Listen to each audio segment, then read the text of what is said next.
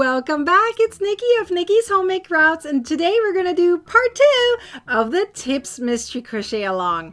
So we already did quite a bit in part 1. You learned a bunch of different tips all around the double crochet stitch, how to make a loop, how to make sure you're preventing the twisting, and where exactly to insert your hook, and all kinds of different things. I sure hope you learned a lot in part 1. You're going to learn a bunch more in part 2. So let me remind you really quickly that we have a giveaway going on. So there are 12 winners at the very end. Just pause the video, read through the information again in case you forgot. The most important thing is sign up for free with your name and email address. Full name and email address, watch all 3 videos, and answer the questions at the very end of the videos, all 3 of them, remember.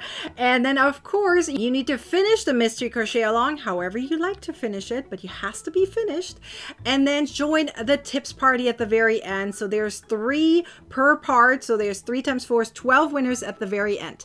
We also have the written instructions available for you in 2 different ways.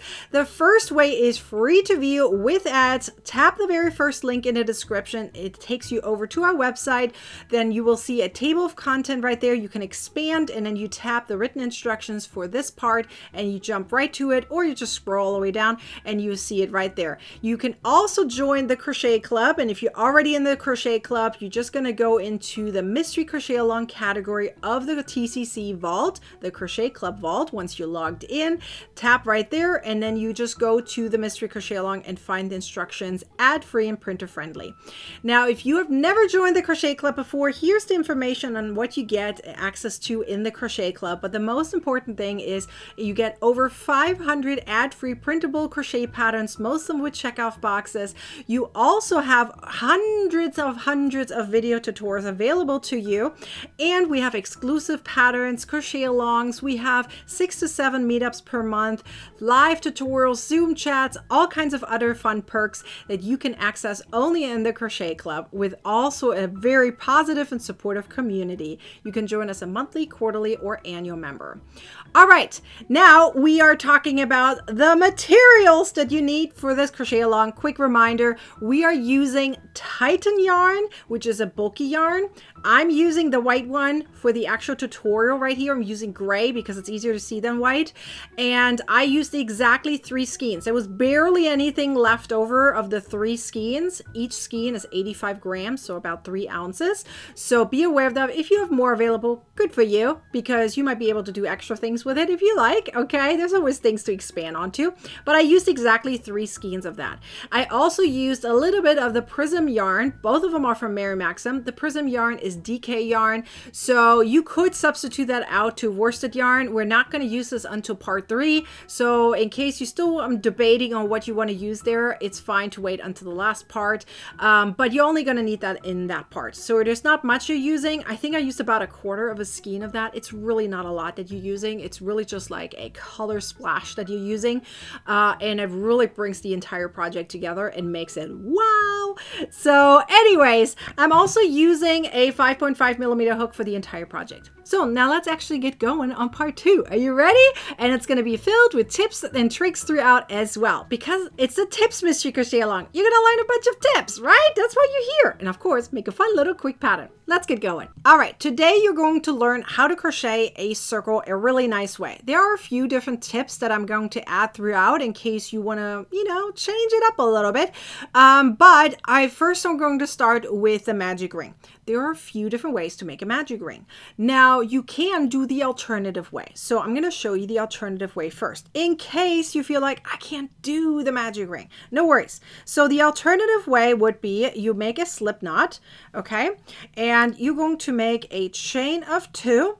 And then you're going to put all your stitches, which happens to be for the first round, 6 single crochet stitches, all into the very first chain that you made. So once you do that, and I'm going to just do this real quick, and you're going to see what happens when you do the alternative way, because there's something going to happen that you're going to have to get rid of. Okay, otherwise it won't look as pretty, right? So here I'm just adding the 6 single crochets into that chain. So let me count real quick. 1, 2, 3, 4, 5. So here would be 1 more, and this would be your alternative way. you're going to have a gap right here. You're going to need to get rid of this gap, right? So what you would do is you use your yarn end. Obviously it should be a little bit longer. Mine is a little tiny. Make it longer. Some of you guys make it super duper short. Don't do it short, okay? It needs to be there in order to actually weave in some ends. So mine is not good. This is an example of what not to do, okay? Do not have a short end like that. It needs to be good length. I usually do at least like 1/2 foot. That's a good length. So I can really weave something in. Also allows you to close up that hole. In order to do that, you would twist it around or like flip it over, and you're going to use your yarn end and simply weave it through and then pull to close it up. And you probably have to weave it through a few different times. Now, it is extra work if you do the alternative way. If you're doing the actual magic ring, let me show you how that looks.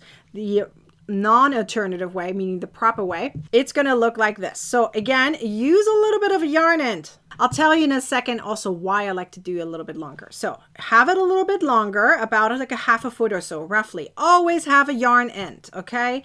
Don't cut it, snip it short. I've seen some crocheters snip things short and then they're like, I don't know how to weave in ends. It's too short to weave it in.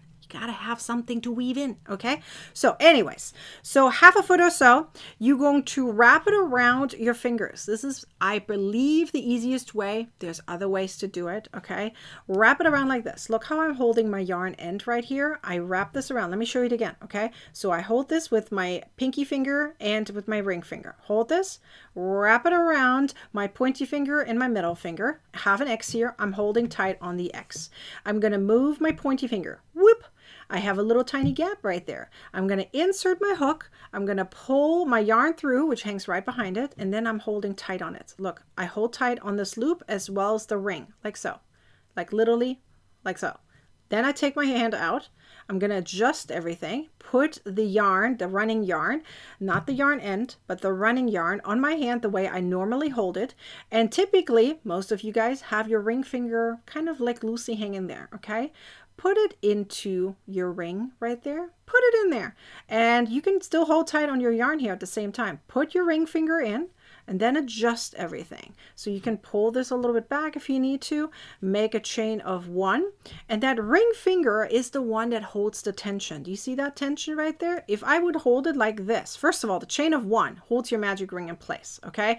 So it's not going anywhere. You don't have any issues of losing that magic ring. So even if you let it go like I just did, it's not going anywhere. As you can see, it stays in place. So the point is, if I don't have the tension created with my middle finger or even pinky or whichever finger you want, I prefer the ring finger, right? If I don't, and I just hold tight on it like this is hard. It'll wrap things around. It's really, really hard to crochet your magic ring if you're just holding tight like this.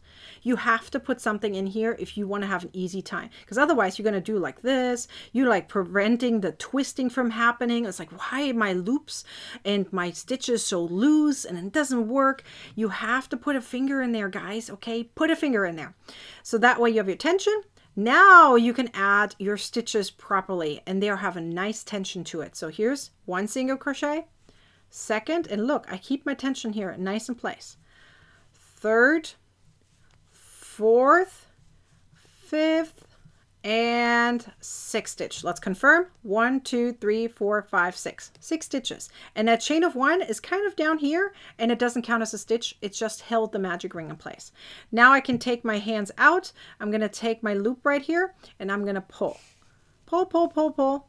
And the magic ring is closed. Ta-da!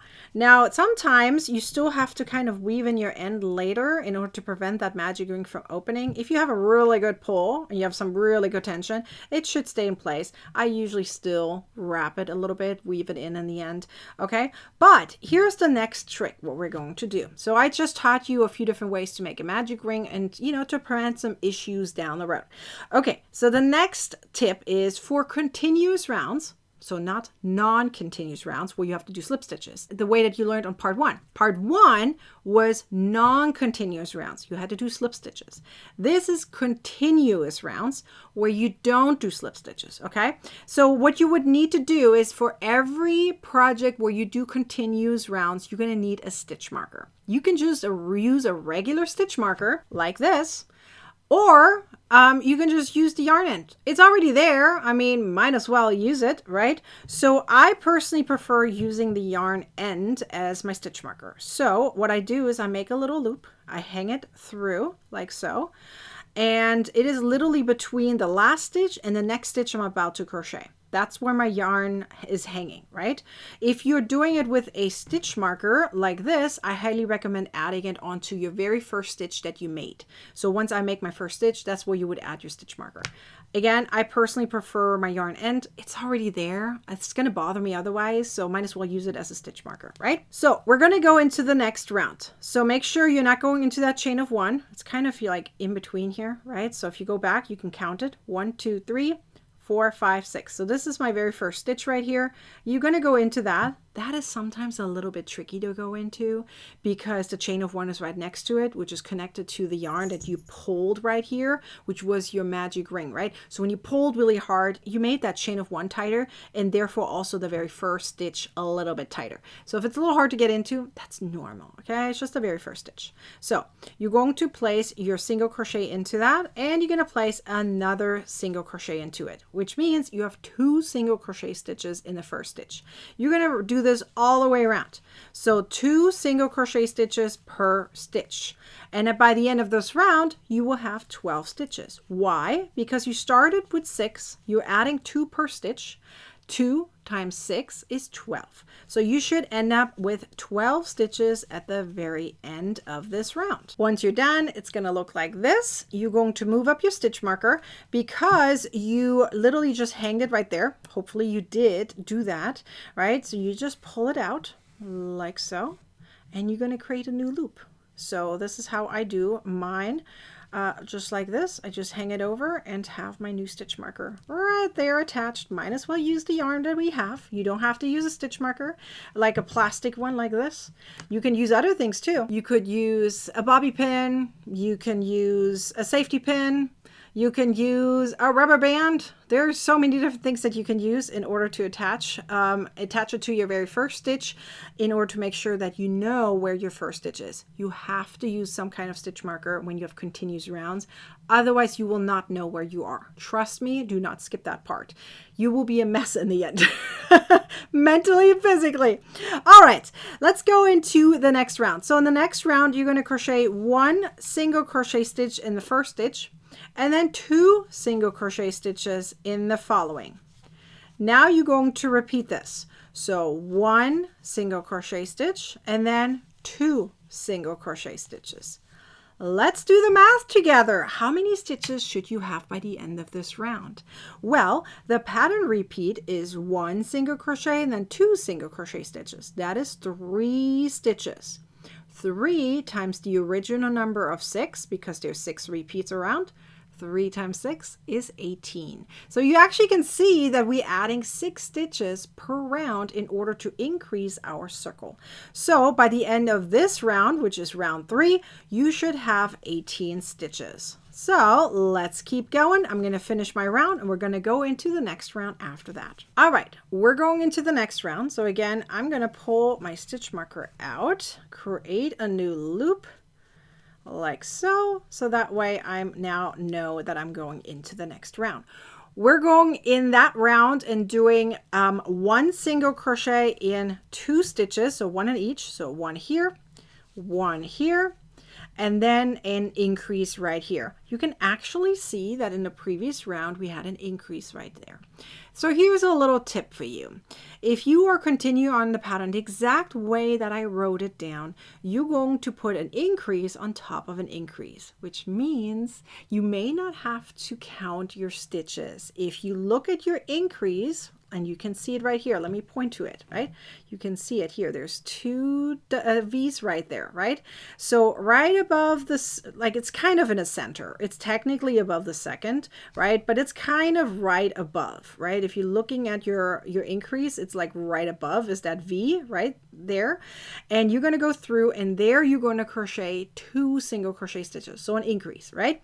So which means when you continue on your project, you're going to look for these increases. So whenever you see an increase, you're going to place an increase on top. So that allows you to not have to count your stitches, but you have to make sure you're looking for your increases. Otherwise, you're going to mess this one up. So here we go. So it's 1 single crochet in 2 stitches, and then it's an increase. And again, 1 single crochet in 2 stitches, and then you can see there's an increase right there. So I place an increase on top. Now, the other thing that you're noticing probably is that in a previous round, we said 1 single crochet in 1 stitch, then an increase. In this round, we said 1 single crochet in 2 stitches and then an increase, which means you are increasing that one number by 1, right? So we have 1 single crochet in 1 stitch, 1 single crochet in 2 stitches. Next one is 1 single crochet in 3 stitches. Then it's in 4 stitches. You see that number increasing by 1? That's normal because we're doing 1 increase per round. So therefore, we're adding 1 stitch per repeat all the way around. So that means 6 stitches per round are being added onto. Okay, so let's finish this round and we're going to the next round, and I give you one little tip right there. All right, so in the following round, we're going to continue on the pattern, and you're actually going to do this until you have 1 single crochet in 11 stitches. That's how far you're going to go. It should be around 13, if my memory's right, until round 13. That's how far we're going to go, right? So you're going to do this pattern the way we just did, where we're adding 1 extra stitch each time and then an increase every single time, okay? But I want to point out one thing right now, and you can see it kind of, okay? I know it looks like a circle, but on one hand, you may also say, but Nikki, it kind of looks like a hexagon, right? Because wherever your increases are, you're going to have a little bit of a, it's almost like a corner, right? It's almost like a little dip right there, like a little bit of a peak, right? You see everything else is kind of flat, and then there's a peak, and then there's a peak, and there's a peak. So if you're like, oh, Nikki, it doesn't look like a circle, it looks like a hexagon. It's okay. First of all, we're going to add on to it later, so don't worry about it. Nobody's going to see that in the end. However, if you absolutely feel like this is bothering you so much, you can do a little trick. So let me show you. What you can do if you absolutely dislike the hexagon shape, then you can do something. You need to change up my pattern just a teeny tiny bit, and you kind of do this every other round. So for example, I would recommend doing this, let's say all the odd rows, right? And then the even rows, you keep the exact same way as I wrote. Now here's how you can change it. Without changing the actual pattern, it's just going to change the shape of this, okay? That's all it really does. So what you can do there, and you're going to have to obviously be a little bit more aware of it, otherwise it's not going to work out for you, right?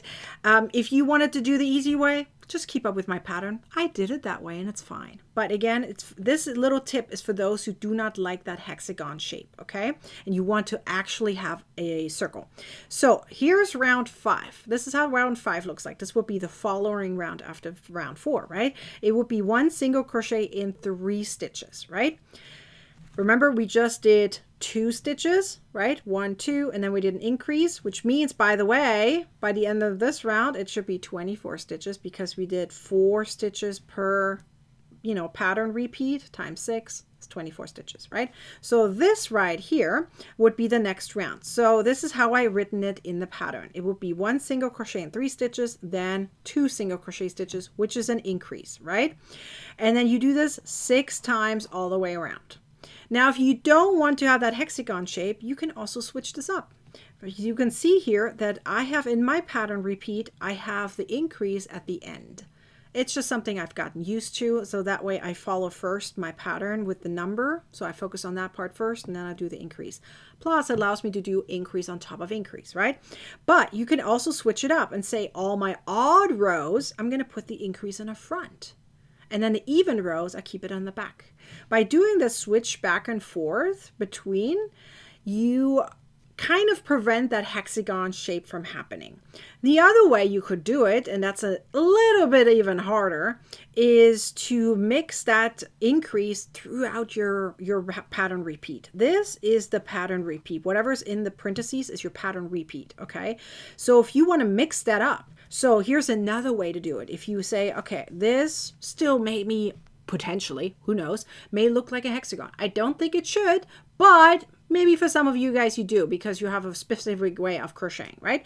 Another way to switch this one up would be to do it like this, right? This is an example, right? You could do one single crochet, then you do the increase, and then you do, because remember, you have to have 3, right? So then you can say, okay, I'm going to do one single crochet in 2 stitches. After that, you do this 6 times. For this specific round, do you see how I broke this up? The 3 single crochet stitches are broken up, so that increase is kind of throughout.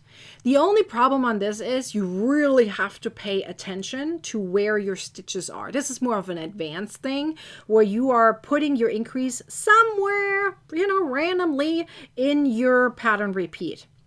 And every round, it has to be different. Every single round, you put this in a different location. That's the idea, to make sure that you are not getting a hexagon shape. But this is an advanced thing. If you don't care whether it's going to be like a hexagon shape, then you just keep going, because I did, and it's not going to be visible in the end. In fact, it's actually, in my opinion, more beneficial when you have increases stacked on top of each other. So increase, right, like this, the way I showed it to you, this would be the increase right there. So you're going to place an increase on top. So the easiest way is to just follow the written instructions the way I said, and you're going to put the increase on top of the increase. It's also easy to find if you made a mistake. So that way you make sure, okay, I have the right amount of stitches. So you can find your increases, right? So personally, I prefer sticking with the first way, the way I wrote it, and then just keep going on that.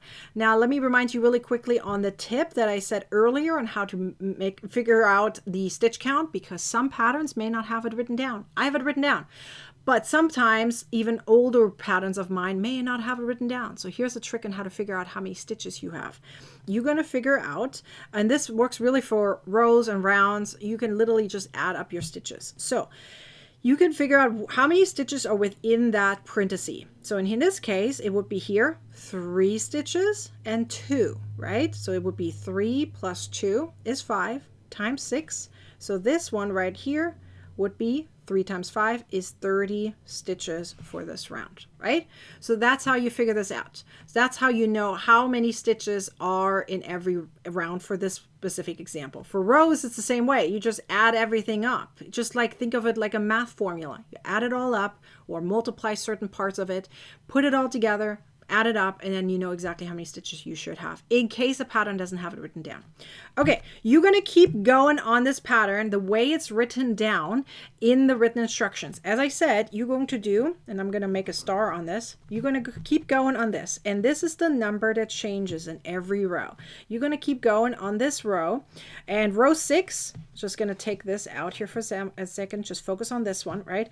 Row 6, you can see it would turn into this. 1 single crochet in 4 stitches. You can see how that number changes by 1, right? Then an increase times 6, that would be around 6. And this added up, let's do the math real quick. 4 plus 2 is 6, times 6 is 36 stitches, right? You're going to keep going on this, okay? This adds by 1 every row. And you're going to go until round 13, which should be 1 single crochet in 11 stitches, with 2 single crochets afterwards in 1 stitch times 6. So let's do the math real quick. 11 plus 2 is 13, and 13 times 6 is 78. So you're going to have 78 stitches by the end of round 2. Do not cut your yarn. You're just going to stop right there. Just stop. That's it. Okay. You're going to go onto round 13 and make your circle. Okay, and then you should have 78 stitches by the end, and you're going to stop. That's all. Then it's going to look like this. You're going to see this right here. This is how part 2 is going to look like. It's a beautiful circle. Yes, it may look a little bit like a hexagon. It's totally fine. We're going to add on to it, and that hexagon shape is going to slightly disappear. So, or actually pretty much completely disappear. So you're not going to be able to see that in the end. So don't worry about that. Okay. So now that you have part 1 and 2 done, you're going to take pictures, ideally together, kind of next to each other, top of each other. I don't care. However, take a picture of both, right? Put them next to each other. Say, I finished part 1 and 2. You're going to hop over to the Facebook group called Crocheting with Nikki, and you're going to put your pictures in there, okay, with part 1 and 2. It could be 2 pictures, could be 1 picture. I recommend 1 picture. It's easier. Put them next to each other, take a picture, put it in there. Use that hashtag you see there on the screen and add your little notes to it, whatever you feel like adding to it, and then you're going to post it. And then you're done with that part. We can find you, celebrate you, cheer you on, and clap and say, yay, you did it, right? And then you can get ready for part 3, which is started in a couple days. However, the first thing you're going to need to do is answer 2 questions, because remember, as part of the giveaway, you have to answer a few questions by the end of this video. So there is 2 questions I have for you, because it's part 2, might as well have 2 questions, right? So question 1 is, which tip for part 2 was your favorite today? Let's go back through it. Remember, what did you learn? You learned the alternative versus the actual magic ring. You learned about stitch markers. You learned about how to increase a certain way. You learned how to prevent the hexagon shape if you like to, but it's not necessary. You can just follow the written instructions, right? You also learned how to add up your stitches in order to figure out the stitch count in case there's a pattern that doesn't have it written down. You should know how to add that up without having someone to tell you it, right? It's like, you know, having a formula without the end result. You can add it up yourself. It's not an issue at all. You can do it. So don't be too mad at designers in case you forget it. It happens sometimes. Sometimes it's just a mistake, but it's very easy to figure out by yourself. So that's just some of the tips that I talked about in part 2. Which one was your favorite? Which one are you going to continue use in the future? I would love to know. So that's question number 1. Question number 2 is, let's start the guessing game. What do you believe we're working on? Personally, I don't think you're going to figure it out just yet, because there is a little bit more to crochet in part 3. So just be aware of that. In part 3, there's a little bit more to crochet. So, which really is going to bring the whole thing together, right? So what do you think we're doing in this really fun tips mystery crochet along? I hope you're learning a lot here, but I do want you to answer those 2 questions. So what is your favorite tip? And talk about what do you guess we're actually making. In part 3 is the reveal, obviously, so that's when you're going to figure out what actually is going to happen, and you're going to finish it up either the same way as I did or slightly different if you like. Many different ways now you can finish it. Anyways, so be sure to follow the guidelines in order to win something at the very end. The party is this Saturday. I hope to see you there. Okay, and in the meantime, be sure to like, comment, and share this video. Subscribe to our YouTube channel and turn on the bell to get a notification next time I publish a video or go live. I'll see you in part 3. Until then, happy crocheting. Bye.